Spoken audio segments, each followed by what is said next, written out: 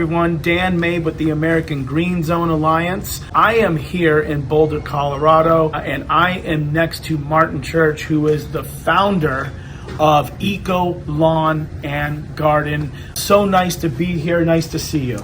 Good to see you too, Dan.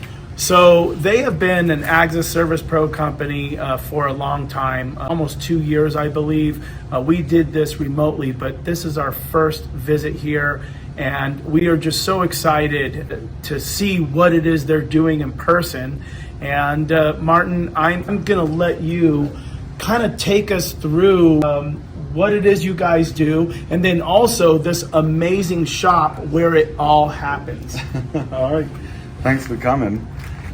Really, we were born 6 years ago to be electric. The focus of the companies that I own is always the environment first.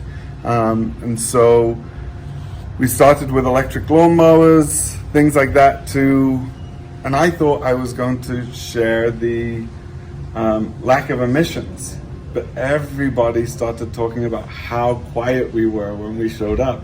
So I totally changed my marketing strategy. So here at the shop, this is a newer shop for us, and we try and maintain organization. So we have our hand tools, and then we have our hand electric equipment. And, you know, this is constantly changing. So we're constantly buying new handheld upgrades to their batteries, upgrades to their equipment.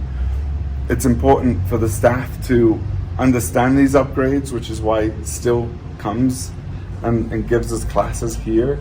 And we'll take the morning off and they'll show us new equipment and how to operate it. Yeah, I noticed that. I remember I was electric born back in 2004, before there were even lithium tools on the market. But I can see definitely you have your people powered tools, very organized. You can see that you guys have been using steel for quite some time. You have the FSA 95s, you have the new 135 and 140s. Look, you have that older BGA 85 that is probably going to be close to 8-9 years old. When we walk into places, your organization, your system here probably lends to the longevity of these tools. Yeah, and you know, it's important to be able to maintain the equipment because it'll last a long time as long as you take care of it. Exactly. And that is what AGZA tries to help with as well, because there is that preventative maintenance approach with the crews to do things a little bit differently to help maximize and get these tools to the return on investment so companies like yours can be profitable. Right. And the nice thing is the maintenance on them is a lot easier than the gas powered replacing, you know, fuel lines and fuel filters and chokes, and really we work with steel, so if anything does break, we just order the new plastic part and we put it together. Yeah, you guys are definitely an exception. There are other companies that are electric, but what you have done here, when we see the age of these tools and some of the batteries that you have and the mean greens, the original ones, you really maximize the longevity of these, the true mantra of sustainability. A lot of people think that these are just throwaways, but they can indeed be repaired. They can be repaired, and that's also this environmental thought process, right? Is eliminating waste. So if I can replace something simply, why wouldn't I just do that versus throw it away? Yes, they're a great price. And yes, you can replace them for a fraction of the cost. But I can also just get a new plastic part or a new head, a new handle, and it's good for another season. You know, that's awesome. We know, because you did go through our certification, you're vetted, we understand how amazing your electric operations are. But what we wanted to also touch on is your approach to snow removal. We want to share that with our Alliance members. Can you take us through some of the things that you do here in Boulder, Colorado, where it snows a lot, and some of these more environmentally friendly approaches to snow removal? Yeah, really it started out to lessen the use of salt. the more I looked into it, the equipment was also such things as metal blades on plows we can replace with polyurethane, or we even have a blade that is porcelain, rubber, and steel. Wow. And in the 10 years I've owned it, I've never replaced it. Real quick on salt, can you give us some of the impacts of using too much? A lot of people don't understand the snow removal of maintaining properties. What are some of the impacts of salt too much, different kinds? Can you explain that a little? Yeah, I think a lot of people think that, well, if you put ice melt down and a lot of it, it's going to work more. And that's actually not exactly true. It actually works less the more salt you put down, depending on the moisture ratio. And so it's better to read the labels and read and understand what they've been tested at per square foot, and then try and adhere to that.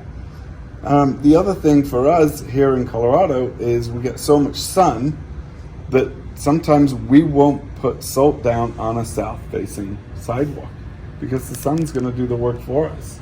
So we eliminated doing that on particular days because we know the sun is going to come out and we don't want the salt left on the ground. Ideally, if you can see salt after the snowfall, you put too much down. Yeah, little things like that. Taking the time and effort to do that, those little things obviously are making a difference. And while we're on the subject, I met with Phil from WIT Advisors. We know that you are an advisor for environmentally friendlier approaches to winter maintenance. Can you please just share your role with WIT Advisors and what they're about? Well, I'm a part of the collaborative first and foremost, and the collaborative is a group of like-minded, sustainable companies that are working together to improve their footprint on the planet with what they do. And then within that, I help them understand their electric equipment more. We talk about business and education and how we can educate our clients on the choices we're making to change that sustainability thought process, even though it's difficult sometimes. I think ultimately that's the goal of WIT Advisors, and the collaborative is to help change the our clients' thought process of why we're doing it. Yeah, no, that's incredible. Thank you for that description of that collaborative. We are always challenged with questions. Can I be profitable? I just want to go ahead and end that we know you care about the planet, and you care about the environment, you care about human beings, but also can you share with us that people can take these approaches and remain profitable? Yeah, I mean, this is my 7th year in business, and if I wasn't profitable, I definitely would not still be in business, right? And I think it's all about understanding the numbers, educating the client, and moving forward with the right thought process for sustainability. You can't go wrong.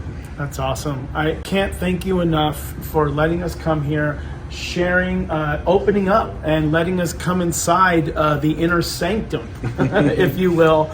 And we look forward to visiting again with Martyn and Eco Lawn and Garden. Thank you so much. Thank you.